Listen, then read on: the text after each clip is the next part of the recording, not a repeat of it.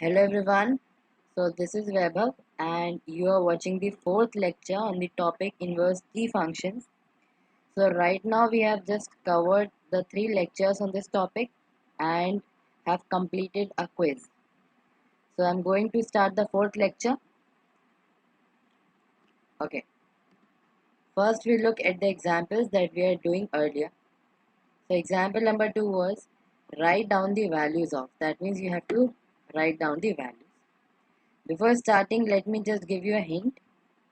In this question, just recall the domain and the range required for various inverse T functions. You should know that in these type of questions. Okay, so let me give you the first. So in the first, you need to find the value of sine inverse of half. Pause the video and try this question. So I hope you have done this question. Let me tell you then. So as I told you, you have to break your answer into 4 steps.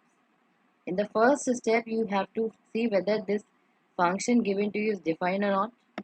What you need to do? You need to check this, the number given to you, whether this belongs to the domain of that inverse trigonometric function or not. Now we know that closed interval minus 1, 1 is the domain for arc sine function and half belongs to it. So that means this is sine inverse half is different. Okay. Now, in order to find the angle, what we do? It is positive half, so that means we see in sine function is positive in which quadrant, because this is sine na? And we know it is positive in the first and in the second quadrant, right? So our angle either lies in the first or in the second quadrant. Now to get the perfect quadrant, we use the principal value. So what would be the principal value of arc sine function? You know that it is closed interval minus pi by 2 comma pi by 2. So that means according to that, angle lies either in first quadrant or in fourth quadrant. So the common quadrant is first. So angle must lie in the first quadrant. So just you know that sine pi by 6, that means sine 30 degree equals to half and pi by 6 lies in the first quadrant. So that means sine inverse of half is nothing but pi by 6.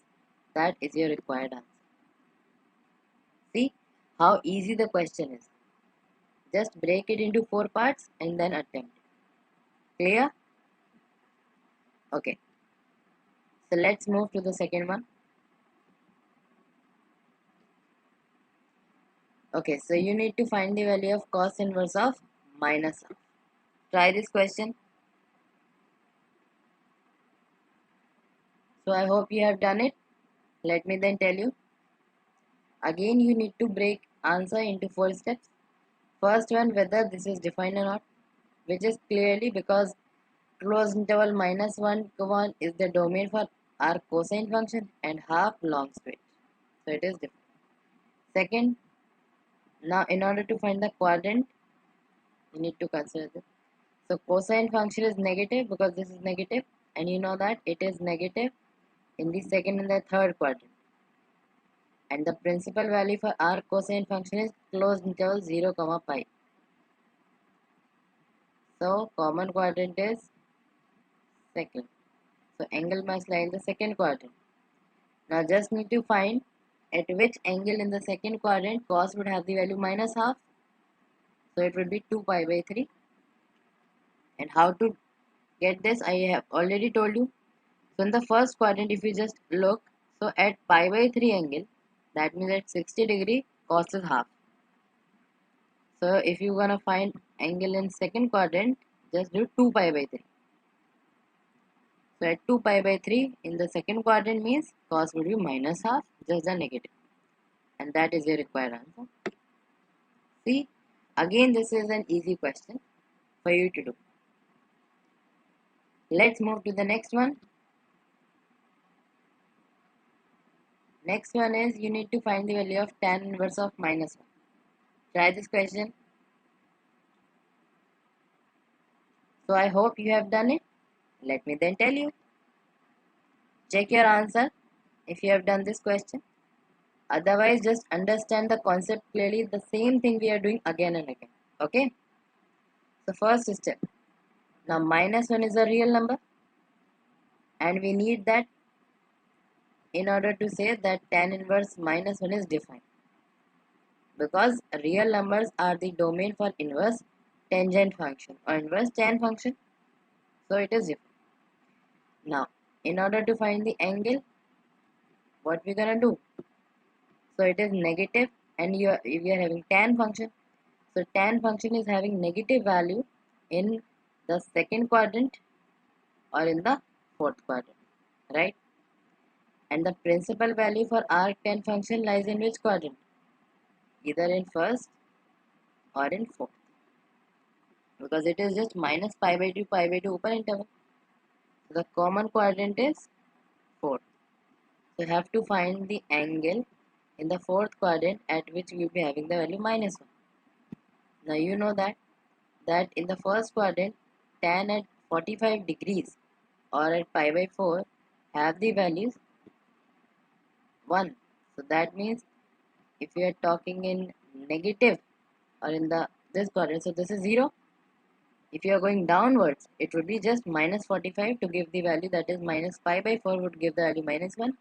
So that means tan inverse minus 1 is nothing but minus pi by 4. Right? This angles you know very easily from your earlier classes. Okay? Let's move ahead. Okay, now you need to find the value of sec inverse of 2. Try this question. So I hope you have done it. Let me tell you. Okay, so same step we are performing again. Firstly, the domain for arc sec function is this: open minus infinity comma closed minus 1, union closed 1 comma open infinity, and 2 lies in this domain, right? So that means sec inverse 2 is different. Okay, now in order to find the angle, what you need to do? Sec function is positive in which quadrant? In the first and in the fourth, right? And principal value for arc sec function is nothing but open 0, closed pi, and neglecting pi by 2. That means either in first or in second. So common is first. So you just need to find angle in the first quadrant at which cos have the value 2. Sec has the value 2. Sec has the value 2 means cos would have the value half. Now you know that sec pi by 3 is 1 upon cos pi by 3 equals to 1 upon 1 by 2, that is 2. So sec inverse 2 is nothing but pi by 3. Okay. Now suppose if the question was asking you to find the value of sec inverse half, then what would be the answer? Think a little. So basically then you would say answer is this, ND, not defined. Why? Because clearly first you need to check whether this is defined or not. Now half does not lie in either of the two intervals. So that means it is not defined. Basically we can't write this. Okay, so we directly say it's not defined. That's why in each and every question we are checking this step. This is very basic and very necessary steps. You can't skip any of these 4 steps. Okay, maybe you get some other logic in the book, but that's not an issue. You have to perform these 4 steps so that the examiner may know that you know what the required things are, and this would always help you in finding your answer. Okay, let's move ahead then. So the fifth example, you have to find the value of cot inverse of root 3. Try this question. Okay, so I hope you have done it. Please check your answer. Answer is pi by 6. Let's see how we get it. Firstly, we see whether this is defined or not. Now, 3 by root 3 being a real number, and which is the domain for our cot function also, is defined. That means cot inverse root 3 is defined. No doubt. So we are done with the first. Now in order to know the quadrant, so cot function, and it is having positive root 3. So it is positive in which quadrant? In the first and in the third. So either angle lies in first or in third. And the principal value for our cot function is open interval 0, comma. That means either in first or in second. So common quadrant would be first. Now you need to find in the first quadrant at which angle we would be having the value root 3. Cot would have the value root 3. How to do this? Now cot can be written like cos by sine, right? So cot would be having the value root 3 and cos would be having the value root 3 by 2 and sine would be having the value half, so that half and half would get cancelled and we would be left with just root 3. So we know that cos of 30, or you can say cos pi by 6 is root 3 by 2 and sine pi by 6 is half, so that means cot pi by 6 is root 3, which is your desired answer. Now in the exam you can't leave any of these 4 steps, right? Because these are very essential steps. You can't take the risk of leaving any of these steps. Also, I am not writing a step over here, which is this, which I am drawing over here in each and every question. Okay, so that you just write it by yourself.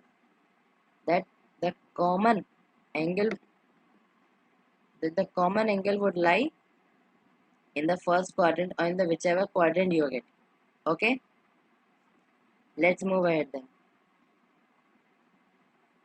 Sixth question asking you to find the value of cosec inverse of minus 2 by root 3. Please try this question.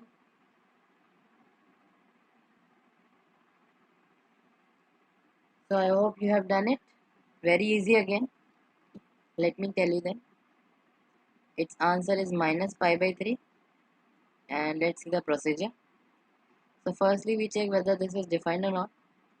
So this is the domain for our cosec function. And minus 2 by 3 basically lies in this domain. Because root 3, if I just tell you the value, you must remember it. It's very necessary. So root 3 value is just 1.7. So numerator is greater than denominator. So that means this value must be greater than 1. And it is having negative sign, so it must be less than negative 1. So it must lie somewhere in this interval. So that means it lies in this region, in this domain. So it's different. Okay.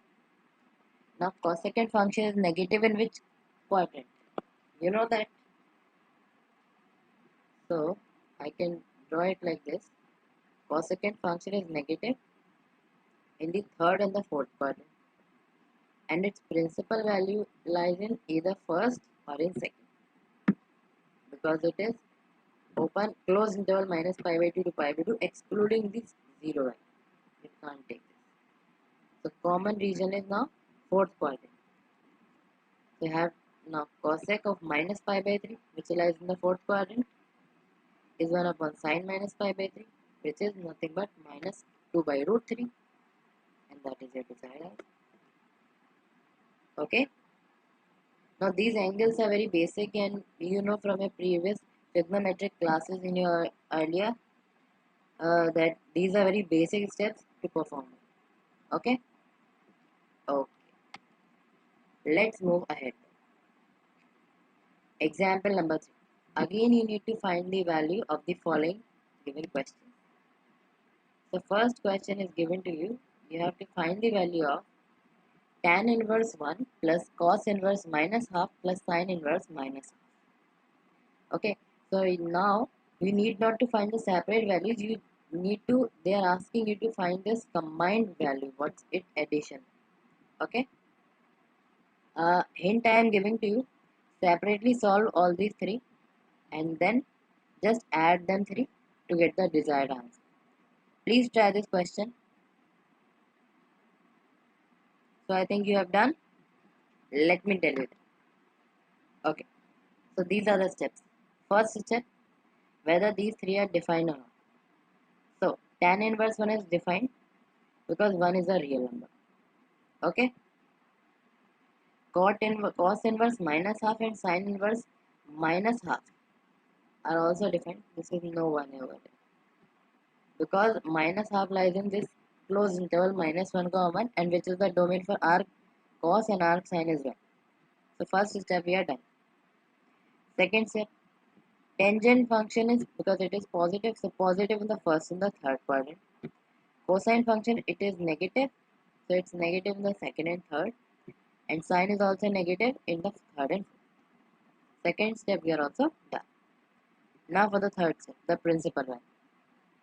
So for arc tan it is open minus pi by 2 pi by 2. For cos it is 0 to pi closed, and for sine it is closed minus pi by 2 comma pi by 2.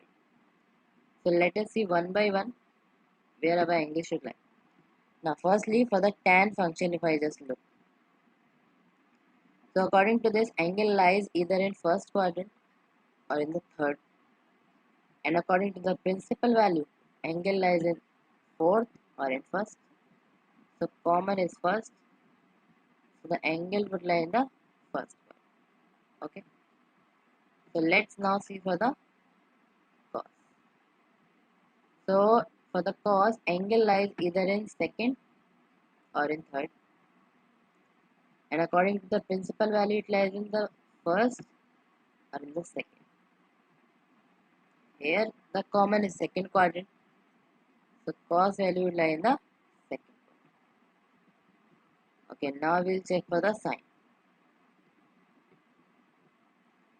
So according to the sine is negative in the third and the fourth quadrant. So angle lie either in third or in the fourth. Now to get the exact quadrant, use the principal value concept, which is nothing but closed interval minus pi by 2 comma pi by 2. So common quadrant is fourth quadrant. So its value lies in fourth. So now tan value would lie in first, cos in second, and sine in fourth. Let's now compute the values then. Now we know that tan at pi by 4 is 1, cos at 2 pi by 3 is minus half, and sine at minus pi by 6 is minus half. Because sine would lie in the fourth quadrant, right? Cos in the second, and tan in the first. Easily you can do this. So that means you need to compute this. Just plug in the values. So it would be pi by 4 plus 2 pi by 3 minus pi by 6. Okay, so it is plus. You just make it plus. Okay, it is plus pi by 6. Now solve them and you will get the desired answer. Okay, so this is also a very basic question. So these types of questions comes in the exam. Similarly, this second one. Try this question. I hope you have done. Let me tell you the answer then. Same steps you need to again perform. Firstly, verify whether these two are defined or not. Both have high half value and half lies in the closed interval minus 1 comma 1. So that means both are defined. There is no doubt in that. Okay. Now look for the second step. Cosine function is positive because we are having positive half in the first and the fourth quadrant. And sine is also positive. So sine is positive in the first and second. Now the principal value. So our cosine function, its principal value lies in closed interval 0 comma pi. And for our sine function, it's closed minus pi by 2 comma pi by 2. So let us see the quadrant. Okay. Suppose this is for sine and this is for cos. Now for the cos first, angle lies in the first or in the fourth, and according to the principal value, either in the first or in the second. So common is first. So for the cos, angle will lie in first quadrant. Now we look for sine. So sine value lies in first or in second quadrant, and principal value lies in fourth or in first. So common region is again here first. So both the angles would lie in the first quadrant only. Now just you need to find the value of these angles and plug in over here. Okay. Now you know that cos at pi by 3 is half in the first and sine at pi by 6 is half in the first quadrant. Right. Now you need to compute this. Just put the value pi by 3 plus 2 into pi by 6, which is nothing but pi by 3 plus pi by 3 and nothing but 2 pi by 3, which is your desired answer. Again an easy question. Let's move to the fourth. Try to find this value. So I hope you are done. Let's see the answer. Again the basic steps you need to perform. Root 3 is a real number, clearly, and minus 2 lies in this domain. So both are defined. Okay, first step done. Second step, tangent function, it is positive. It is positive in the first and the third quadrant. And sec function is negative, which is negative in the second and the third quadrant. Okay, let me just draw the graph in this step. So this is sec and this is for tan.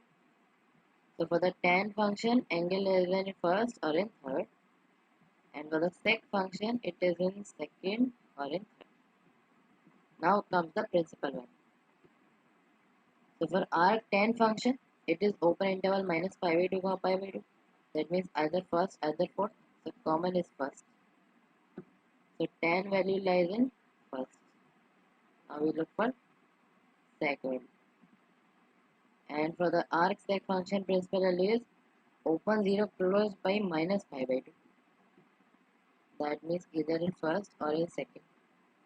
Here the common lies in second. Now just need to compute the angles. Okay. Now you know that tan at pi by 3 is sine pi by 3 by cos pi by 3, which is root 3. And sec at 2 pi by 3 is 1 upon cos 2 pi by 3 is minus 2. So you get both the answers. Just plug in the values. So you will get minus pi by 3 as you desired. Clear? Now, let's move to a different example. So another example says, find the minimum value of n for which this inequality is satisfied, where n is nothing but natural number. Natural number means it starts from 1. From 1, 2, 3 and so on. Okay, so it goes on like this. Try this question. If you don't know how to do this, then please look at the solution. Okay, so this is given to you. Please carefully understand this. Very easy concept. So you are given that tan inverse n by pi is greater than pi by 4. What you will do, you will take this tan inverse to here and it would become n by pi greater than tan. Right? You can do this. And you know that tan of pi by 4 is nothing but 1. So n by pi is greater than 1 implies n is greater than pi. Okay? So I hope up till this thing it's clear. Now you need to find the value of n. So n is greater than pi, so you need to find the value of n in a natural number. Not like that n is greater than this number. Okay? Now you must know this that pi is an irrational number and whose value is 22 by 7 or 3.14. And let me tell you, don't confuse this with 180 degrees. Don't say that value of pi is 180 degrees, so why we are using it 22 by 7 or 3.14. So let me just clear you basically. The value this is I am giving to you 22 by 7 or 3.14, this is in radians and 180 is in degrees. Okay, so whenever you have to find the value of pi in degrees, you will write 180. And if you have to find the value in radians, you will write it 3.14 or 22 by 7. Basically 22 divided by 7 gives you 3.14 and so on basically. And you need to just consider only 2 or 3 digits. Okay. This is the basic difference between degrees and radians. Just don't confuse them. Remember them. So now n greater than pi means n greater than 3.14 because value of pi is nothing but 3.14. Now n is a natural number. So n can either take the value greater than 3.4 as 4, 5, 6 and so on. but we need to find the minimum value. So value of n must be 4, which is the minimum. That's the answer. Okay, very easy question. Similarly, in place of 10, any inverse trigonometric function can be there, and they can be asked to find the value of a, b, or any relation. So just need to perform the same steps in order to get the answer. Okay? Okay then. Let's have some more examples. Now the last example, example number 6, is asking you to find the domain for the function fx is equal to sine inverse of square root of x minus 1. Okay. Now in case you have not studied the chapter relations and functions up till now, you may not be able to do this question very easily. Okay. But this question is basically in the chapter inverse trigonometric functions, because they are assuming that you have read this chapter in relations and functions. In case you have not read this chapter, I will discuss this in detail whenever we will be considering this chapter. Okay, so till then just try to understand what I am going to teach. Okay, so whenever you have to find the domain of function, you just try to find the domain of the functions used in that function. So like here we have used arc sine or sine inverse and square root function. So these are the two functions that we have used to create this new function fx. So we will write the domain for these two functions. And you know, domain for arc sine function is closed interval minus 1 comma 1. Okay. So suppose this is minus 1 and this is 1 and this is 0.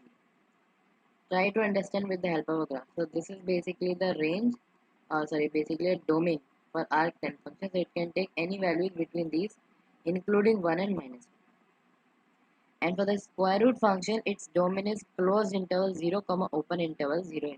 So it can take these values closed and go on like this. Okay.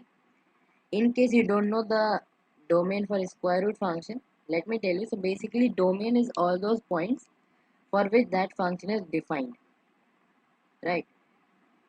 Because square root function is not defined for negative values, so that's why we are considering the domain from 0 to open infinity. Clear? In case you are confused with the complex numbers and you will say, no, we have studied that square root of negative 1 is also defined, and it is basically nothing, it is nothing but iota. So let me just tell you then, we are here considering only real functions, not the functions over complex variable. Okay, so that's why we are considering only from domain from 0 to infinity. Okay, and in case you have not read this chapter complex numbers, then also no problem, just forget this thing and just make it this thing clear. Okay, now in order to find the domain of fx, what do you need to do? You need to find the common domain for these both functions.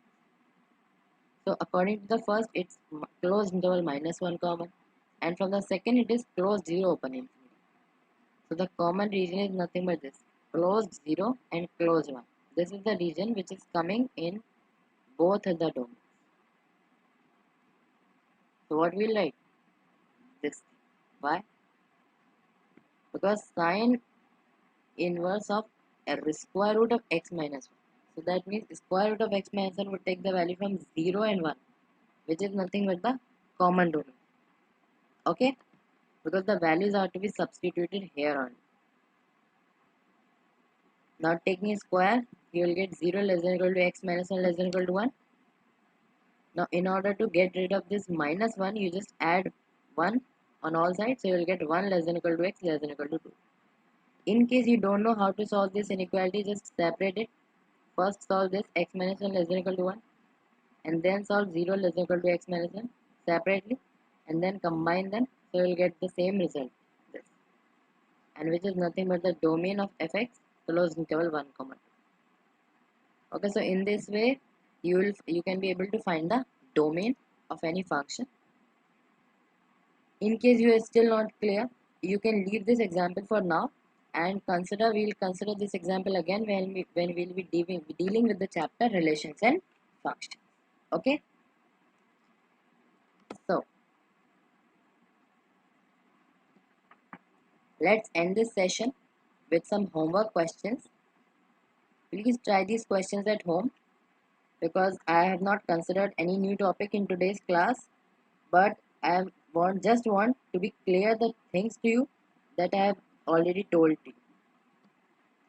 So question is, you need to find the principal values of sine inverse minus half, cos inverse minus root 3 by 2, tan inverse 1 by root 3, tan inverse minus root 3, sec inverse minus root 2, and cot inverse minus root 3. So these are the 6 questions you need to find the values. Okay, and these are the answers. Basically, answers are in a jumble form. That means these are not correct. Also, there are 6 questions and 7 answers. So one answer is also wrong.